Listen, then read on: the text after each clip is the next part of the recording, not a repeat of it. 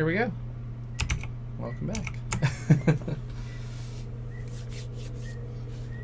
Alright, so where were we? Oh yes, we were attempting for now the third time to cross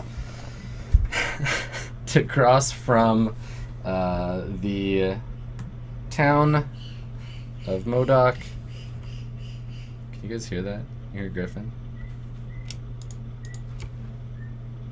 Anyway, to cross from the town of Modoc, or the ghost farm, over to the one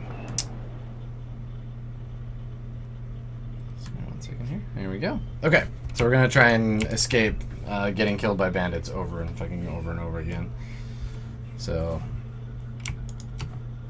let's do that. So I'll try and stream a little longer than I was planning on, just to kind of make up for the crash time that we had, and plus, you know, I want to get some good playtime out of the game, and I'd like to get this quest resolved. So let's see if we can do that.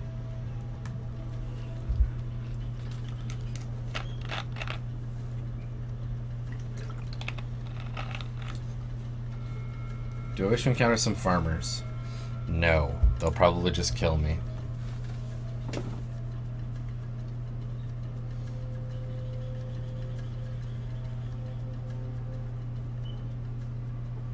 Some moonshiners.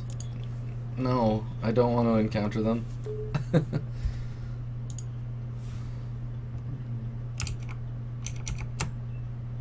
want to encounter anybody.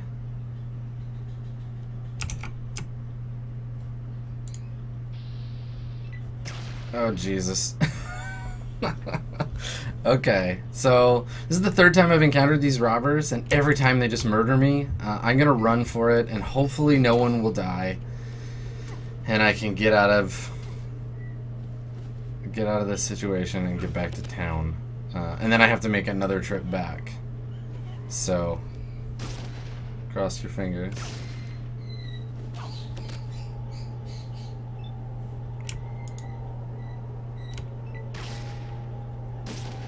Making that highly expedient zigzag motion, trying to get to where I need to go.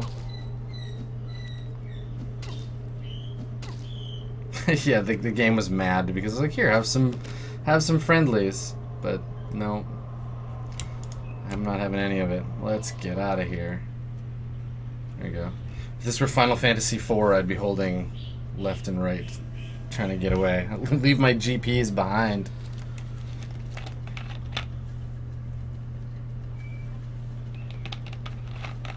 So it's looking good. I mean, I don't want to jinx it, but slavers and slaves.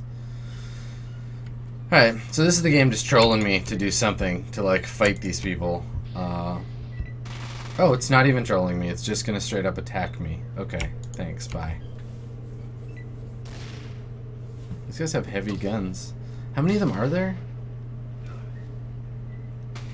2 submachine guns. You know what? I'm gonna do it. I'm gonna take this fight. Let's see what we can do. If we can kill these guys. Oh, never mind. Wow, I'm really wimpy. You have died. Your village is doomed. God damn.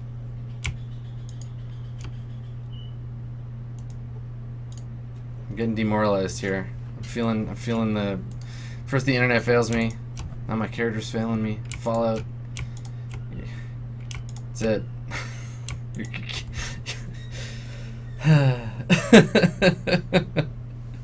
Okay. Let's try again.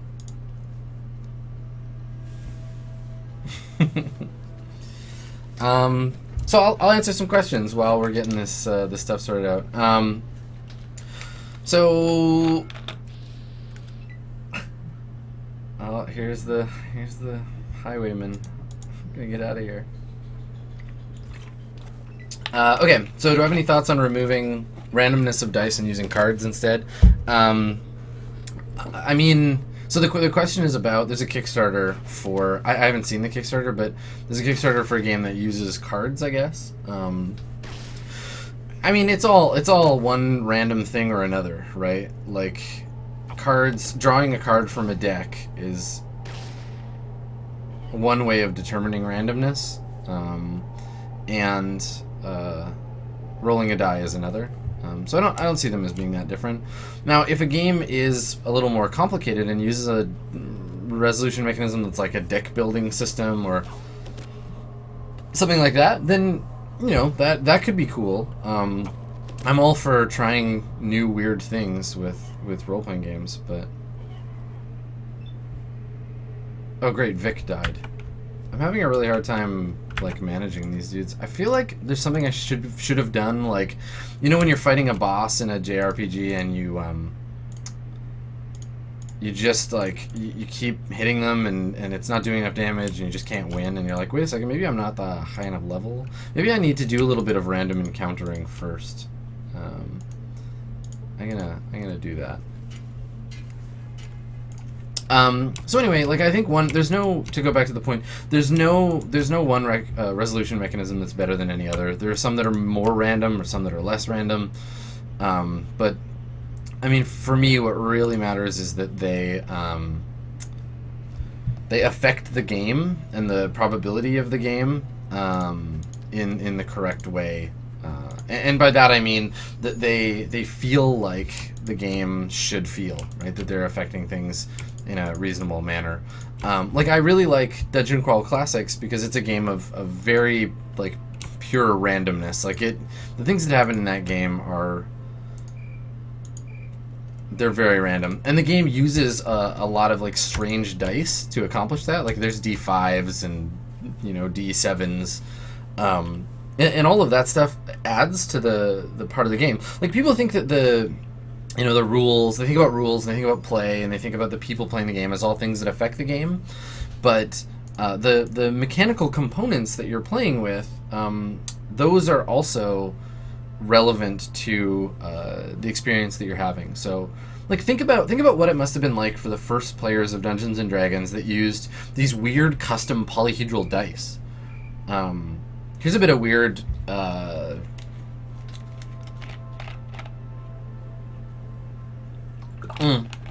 here's a bit of weirdness for you. So old D&D sets didn't always have dice in them. They would come with cardboard chits with numbers, and so to roll a d8 you would take the numbers 1 to 8, you'd put them in a bag, shuffle the bag around, and pull a number, which as you can imagine is a bit tedious, but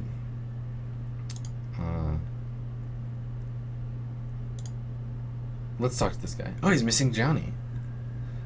Ah, okay. Johnny's alive. Is he hurt? I'm missing somebody to go to my son. Do I get some experience for that? No. That's fine. Jerks. Any luck finding Johnny? We just had this conversation. So yeah, I'm not sure what the game is trying to do here by making the encounters so difficult. I think a little bit of it is maybe like my character's not a big combat monster, but also I can't sneak out of those encounters. I wonder if this guy will be mad if I take these drugs out of his... Nope, he won't even notice. Like it's not giving me a clear indication of whether I'm in the wrong section or if I have like moved ahead too fast. Those random encounters seem a little overpowered. Like even if, I don't know, I'm going to try and equip my guys better and get some armor for Vic, and we'll see if that helps. I'm cognizant of the fact that I don't have a lot of time, but I do know that there is another quest around here, I think, so I'm gonna try and find it. Yeah. So interesting question, like balance as a part of game design and how to talk about balance to your players, like how to entreat them correctly, to say like these are the things that... Oh, can I climb down here? Yeah, I can. I'm not going to go down there without a quest, but I could if I wanted to. How do you let players know what's too difficult for their current level? And I think you see this in Sandbox games a lot. Like look at Steven's game of West Marches. Like it's designed to explicitly not tell the players what is or isn't a valid quest for them, and to that degree I think that's cool. you know, even in a computer RPG, but also like I'm struggling with it a little bit, right? Like I'm having trouble figuring out what I'm supposed to be doing because unlike a real GM, the game's built-in GM can't inform me about where I should go or what I should be doing, and it can't adjust on the fly. So all it can do is kill me, and for that, you know, it's limited in that regard. So. Waste your life for us. Solve the mystery. Jeez, I could sit here. Always welcome when meals around the house. Bam. Rummage through the lost and found. Oh, omelet me. Yeah. Well, that's cool. So I'm doing things and people are starting to treat me decently. Now I feel a little better about the miserable life I've been leading. Who's that guy? No, nobody. Alright, so let's take a look around. She mentioned the lost and found, but I don't see it anywhere. So I'm just going to dig through these rooms.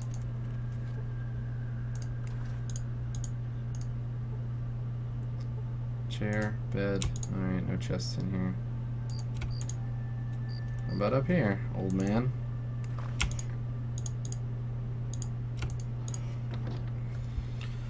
My name is Cornelius. How's it called Rose? Rose, my wife. Wow, this guy does not... Yeah, you need some help. Go beat up Farrell and get my watch back. What are you talking about? So this guy, his watch is missing. But he also seems super addled. Maybe I will go and talk with this Farrell person. I don't know where they are, but I'll go find them. And see what they have to say about this whole watch situation, but I don't think the watch is really missing.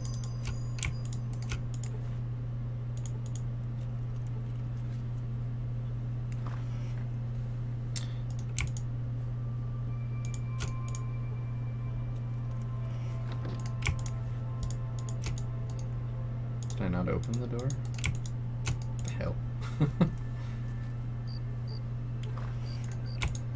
Okay. Did that NPC just close all the doors when they left? That's kind of amazing.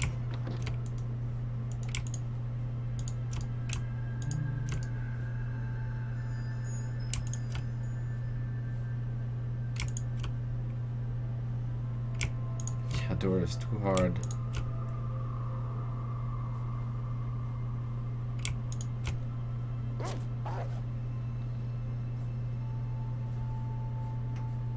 Okay, there's some dogs here. Trader. I don't know where this Farrell guy is, but...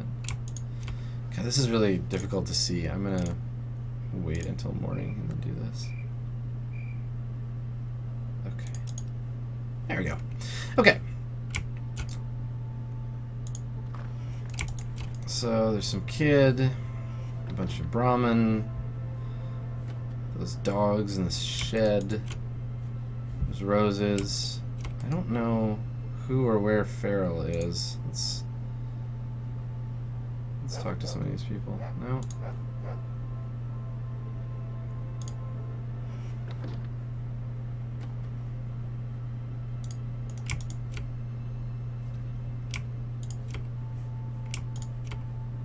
Here, he's over here. In this new building I haven't seen yet. Yeah, so, you know, there's some ideas about presenting difficulty level in a role-playing game, and I think that a lot of that comes from, there's this weird feedback loop. Yeah, there's Farrell. There's this weird feedback loop that tells me, like, games... So, the original role-playing games are built on war games. War games need very specific balance. I mean, you look at, like, Warhammer or whatever, it's like they're competitive, so they need specific balance to be fair for all players. they're designed in a way that inspires that. That's like difficulty is a thing, and you see it get codified into things like challenge rating in some role playing games, which is fine, but it also conflicts with the same concept that a role-playing game is meant to be a shared narrative, that you're telling a story together, and it's very rare that a story is intentionally constrained by challenge ratings, right? Like every D&D game that really like fervently sticks to the challenge rating model ends up kind of following an arc where it's like, okay, we're gonna fight, and you see it in MMOs. What is happening here?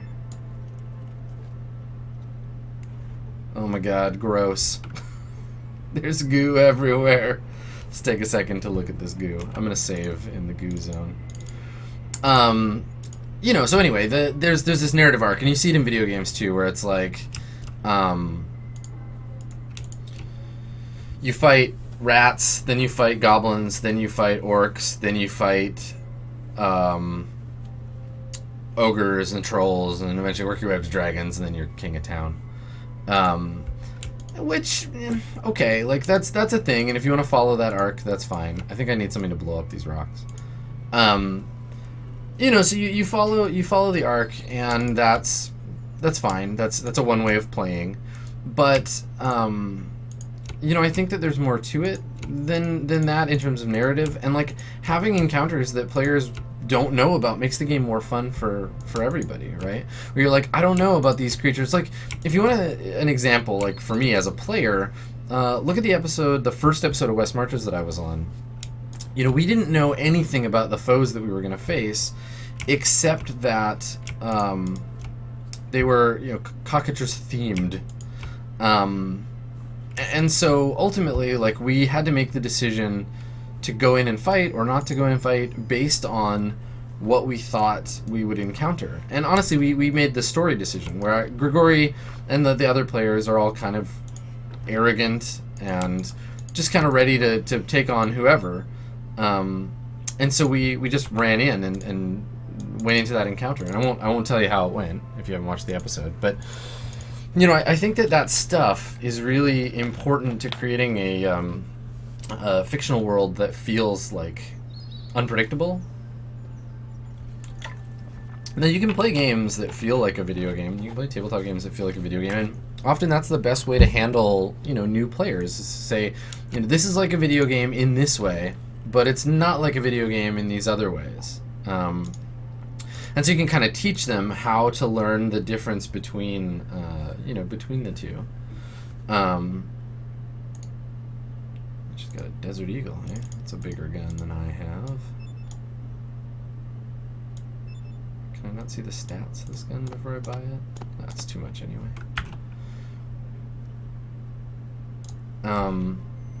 So, yeah, I mean, I think that the idea of maintaining a world with its own difficulty structure is good and valid and a thing that you should do, but it's also not 100% like a thing that you have to do. Like my current Dungeons and Dragons game is very video gamey, right? Like we're playing it like that. Okay, so I can't find dynamite anywhere. The game is stymieing me. So I don't know. I don't know what else I can do here. I've got some stuff to trade. I'd love to find a place that I can steal shit from, but not looking like it's going my way. So the game is leading me back to the only quest that I have. I mean, I guess I could go to Vault City or New Reno or whatever and ignore the quest that I'm on, but I'd like to be able to finish this situation. So, you know, I'm just going to play it out. I'm going to go try and get out there again and not get ruined. Yeah, you guys can guess at whether that's going to go well or not. Just going to try and steal some stuff on my way out. What's this? a book and another toilet. But I'm gonna read this book. Yeah, now I'm better at guns. I feel like a cool guy.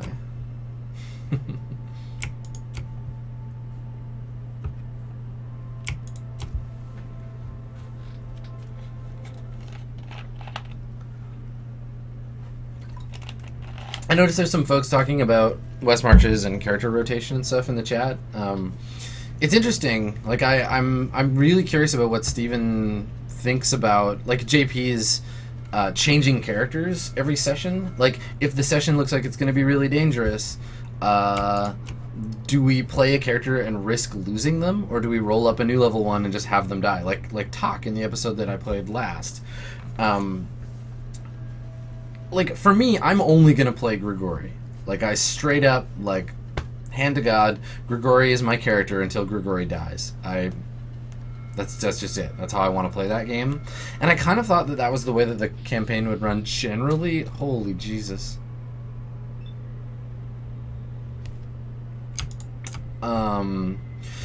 So yeah, so that's a thing. But it's curious to see like what JP's on his third character now, 1 dead and 2 alive. And I'm not sure what's to stop the game from staying at level 1 forever. But yeah, I mean the game isn't so much about progression in the same way that D&D often is.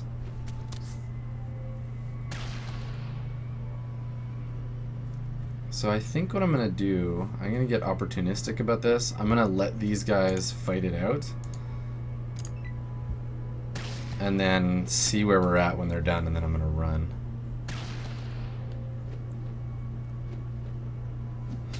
Yeah, I mean, there's some talk about JP's main character being higher level than everyone else, but I don't think level matters as much. Like, if you're level 3 and everyone else is level 1, and you're fighting, like, level, I don't know, like, level 8 monsters anyway, like, it doesn't really matter if you're higher level. Like, I get that there's jumps in 5th edition.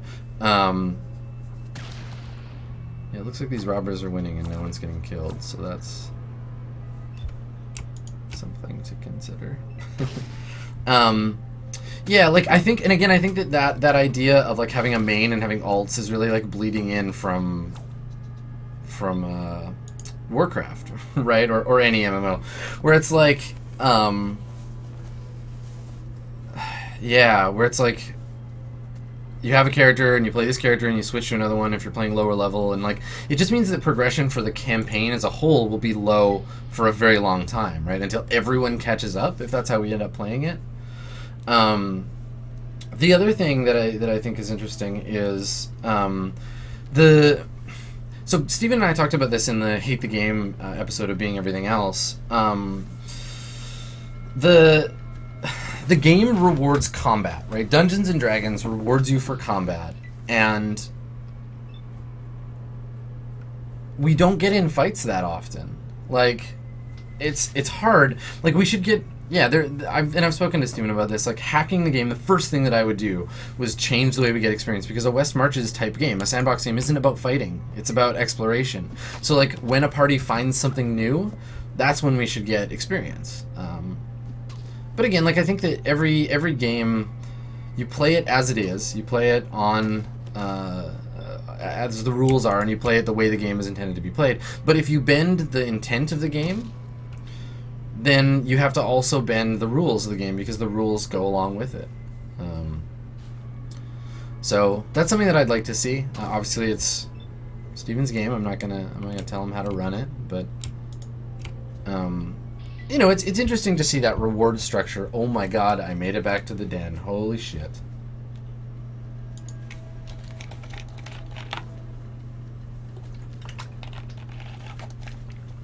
Yeah.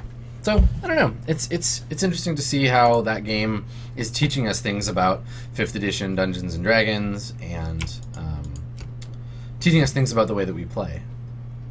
I'm gonna save. Holy god. I made it. I made it, everybody. I did it. It only took several deaths, and a complete internet crash, but we made it. We made it to the den. Now I gotta find Carl. So I don't know who Carl is or where he's at, but I'm gonna check all these bars, try to find him. I'm gonna see if this guy will trade with me though. Oh, he's only got a gun. Okay. Well, nothing today. Yeah, I mean reward structure. You wanna hear us go off about rewards and how all that stuff works? Definitely check out that episode of Being Everything Else about Hate the Game, because we talk about how games teach players what to do by way of their reward structure. Yeah, we go into lots of detail about that.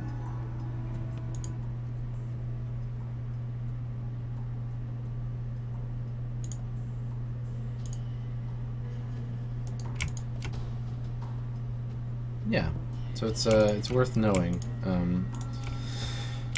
And often the reward structure of a game is the easiest thing to hack, right? Like I could totally mess around with, oh hey, some bullets. I could really mess around with Stars Without Number and make it a combat game just by saying, okay, instead of getting combat for goals, you get combat for fighting. You get combat every time you get in an encounter that ends in bloodshed, you get experience.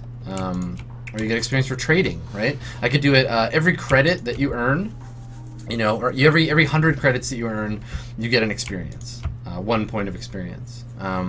So alternate experience models in traditional games are really easy to put together, but also, you know, you got to be aware of how they're tied to the game at large. You know, like I wouldn't suggest going around and messing around with the reward structure of Burning Wheel, for example, because that game's reward structure is very much built into it. And so I'm seeing gamblers. I'm seeing Fred.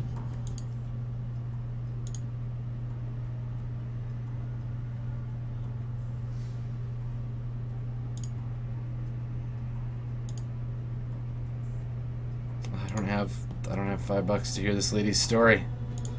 Let's trade with Rebecca. I did. I just talked to Carl. Thank you, chat. So was he the drunk in Mom's Diner? All right. I'll get some money. So talking about reward structure, like in this game, I'm rewarded for doing. Why doesn't anyone have any money? I'm rewarded for doing things, using my skills, that kind of thing. But yeah, I mean, you could very easily have a game. I mean, okay, so someone asked this, like, could you have a game whose reward structure is different for every player or every character? And yeah, definitely. I mean, look at Dungeon World, right?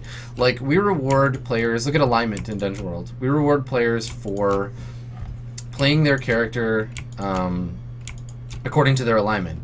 And if you successfully perform your alignment behavior, you get an experience. Now, everybody follows the same rules of exploring and fighting monsters and getting treasure, because that's what the game's about.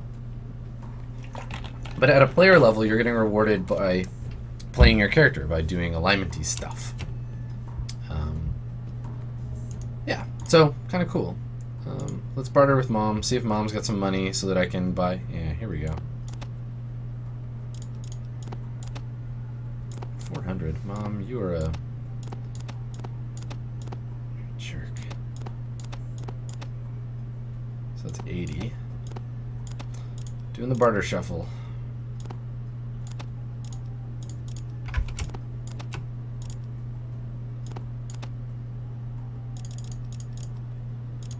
There we go. So yeah, alternate reward structures for different players, totally a thing you could do.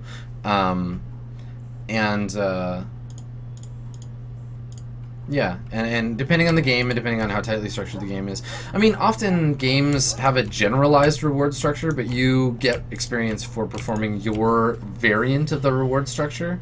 So, like, in Burning Wheel, everybody gets rewarded for... Or, I mean, Mirror Shades, right? I'm using the same structure there. I don't even know where I'm going. In Mirror Shades, everybody gets rewarded for beliefs, instincts, and goals, but the specific rewards require player behavior tied to them. So, you know, I think that it's worth looking at that as a structure. And in a computer RPG, you really, it would be super cool to have that happen too. Like, if I could say, I'm trying to build a character that is stealthy, the game would turn on the like stealth rewards for me. I saved your life. So now suddenly I know his name? Okay. No, not a gecko. Oh, you mean the gecko? It's like a lizard, but so big. It's this big? Alright, fine. Drunk guy can't. The garden of... Maybe when Carl wakes up, you can talk to me. Okay, so I found Carl. I did it, everybody. We're achieving things. We're accomplishing stuff. I'm going to save the hell out of my game. And I'm going to try and get back to Modoc. So yeah, like, Swan Song's reward structure is cool because it's totally personalized. The group gets experience for completing missions for the Swan Song, but the players they have their own personal missions, so they're able to accomplish those. Slaver. 4 of them? Yeah. Am I good enough at this yet? No. Let's go.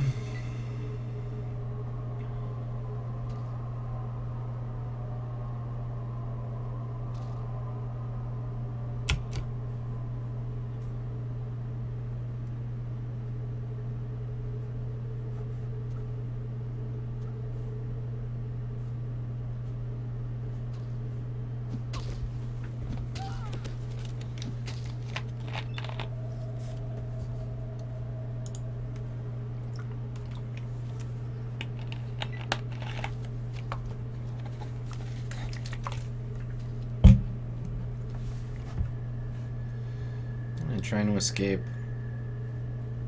escape the battle.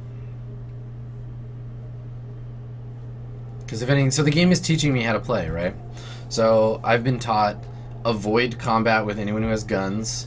I've been taught like random encounters in the wild are bad. I'm just gonna actually go back and talk to Carl one more time. I just want to make like absolutely sure that I'm not missing any information. Because it would be really shitty to get all the way out there.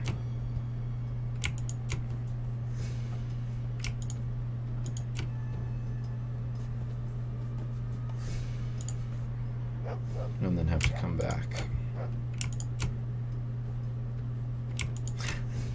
So for everybody in the chat that's asking about the goals of the players, I keep them a secret for a reason. I think it's more fun to have them pop up pop up as a surprise than anything. What's your story? Sobers up quickly. Wow, that's magic. I can sober people.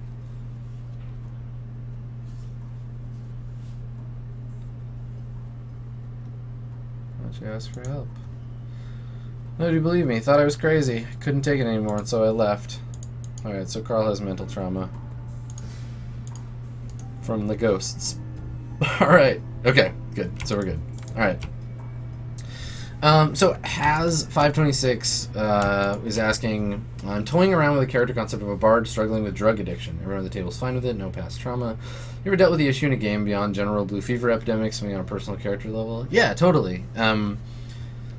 Yeah, I mean, addiction is one of those things that comes up in games, I think, because it's a very personal struggle, and that it's a way to make the character feel more real. Now, I think that you can do it sensitively, and you can do it insensitively. a lot of games just throw in they throw in addiction as a thing that just adds flavor. Like you're like, oh, I'm addicted to drugs, whatever they're like, you know, Nova Coke or like an actual drug, whatever.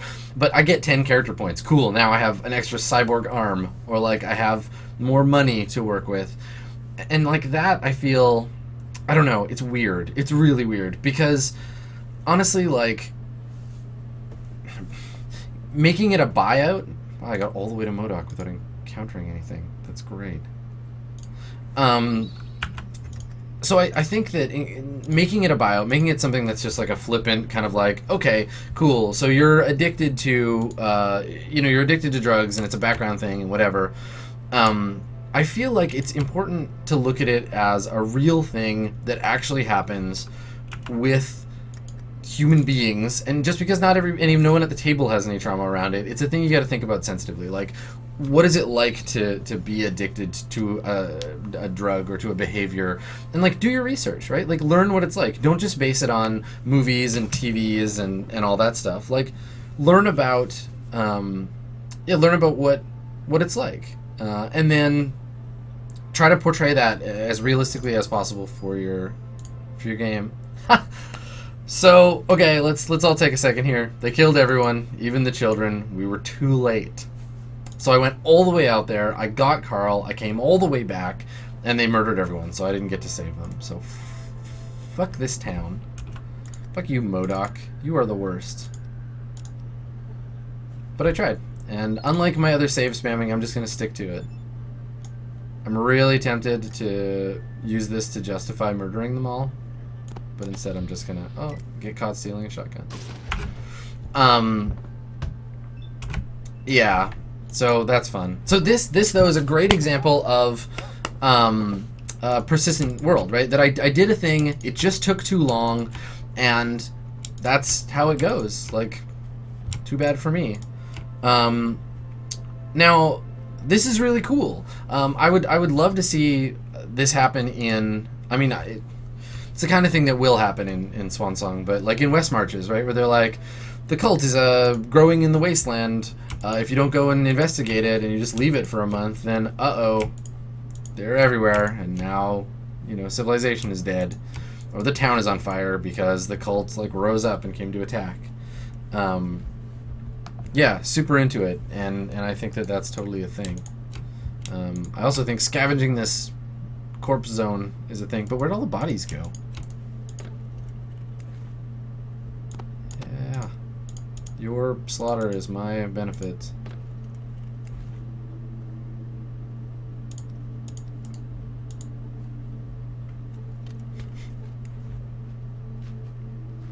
What's this? A small dusty box of some sort. Okay, I don't need that. Getting some food. Even if I couldn't... Oh, they killed everyone, but they left the mole rats alive. Some stuff. Even if everyone's dead, at least I can get in here, and I can loot what might be left over.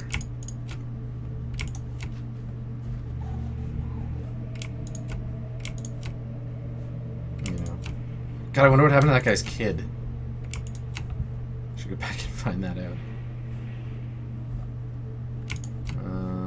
And if I remember correctly, there's not much else down here.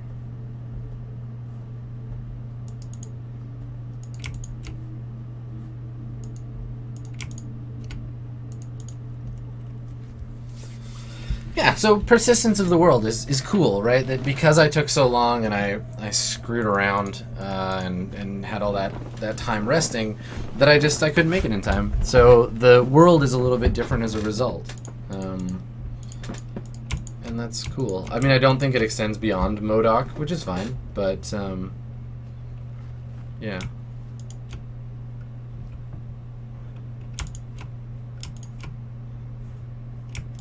Something anyway.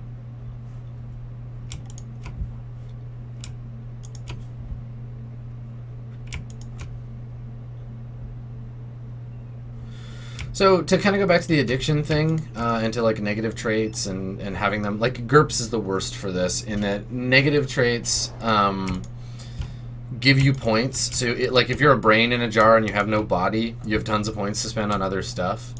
So you end up with characters that are like, I'm the best pistol user in the world. No one is a better shot than me, but I have one arm, one leg.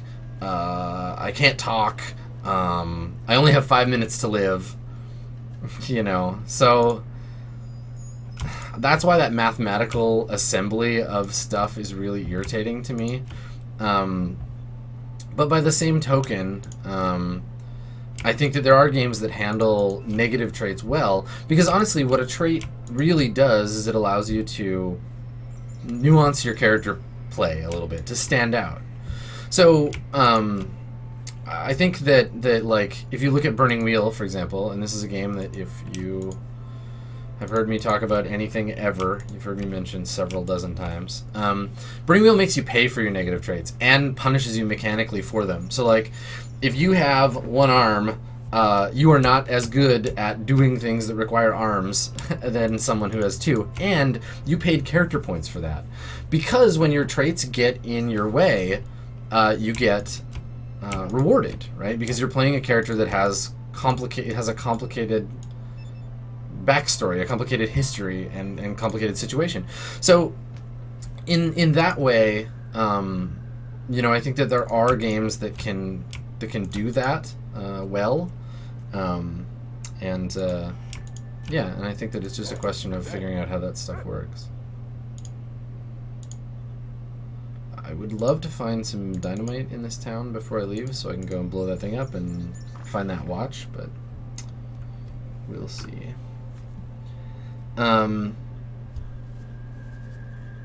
see, Tlick100 asks, do you have any advice for making a city or town feel more unique and real?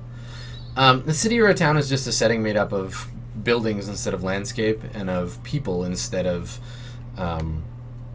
random encounters, right? Random, like, wandering monsters. So, I mean, you want to make a town feel real or a city feel real, populate it with real-feeling people, right?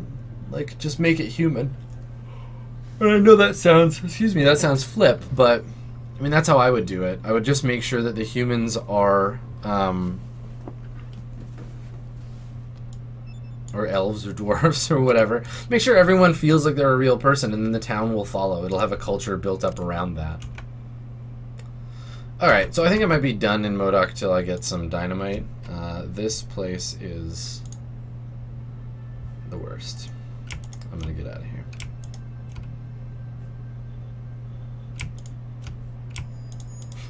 So let's review my time here in Modoc. How do these doors keep getting closed? There's a ghost following me around.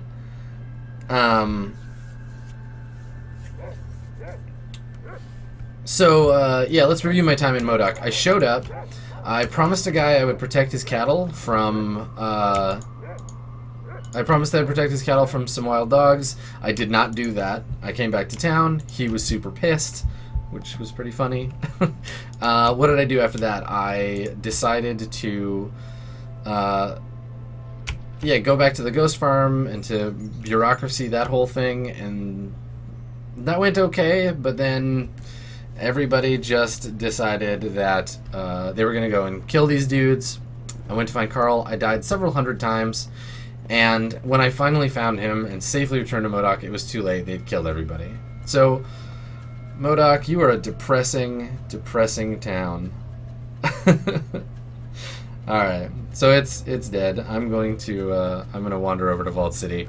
But I think that the game has beat me for today. I think we're gonna call it here. Yeah, sorry about the interruption in the middle. If you're watching on YouTube, it never happened. Don't worry about it. If you're not, again, thanks to everybody in chat who stuck around. Yeah, really glad to have you. I'm going to be trying to build like a regular streaming schedule. I'm going to be away for PAX East, as many streamer types are. But this week, I'm going to do another stream tomorrow at 3 p.m. Pacific, so usually kind of my usual time. If these early streams are popular, I'll probably do 1 or 2 a week. I'm really just kind of at the beginning of building all this streaming stuff. So, you know, it'll all build up from here. This was just a game that I figured I could play and would have some interesting ideas about. Yeah, so the channel will get better. I will be improving all the other stuff, and picking games, all that stuff. And if you want to give me a follow, that'd be awesome. I'm working on getting some upgrades to the stream, we'll say. So keep an eye out for that. And if you want more information, you want to know anything else I have to say about streams, that kind of stuff, yeah, just follow me on Twitter. It's at SkinnyGhost. And yeah, so I mean, again, thanks for coming. This was a test stream for me. I really like doing the morning stream, so I'll probably continue it as long as folks are interested in coming by. And if you want to see me do more stuff, hop over to twitch.tv/imejp and give JP a follow there. I've got Mirror Shades, which is my Shadowrun show this week, and I've got Being Everything Else, which is a show about GMing. So Steven and I are going to be that one. So yeah, again, thanks so much for coming, and we'll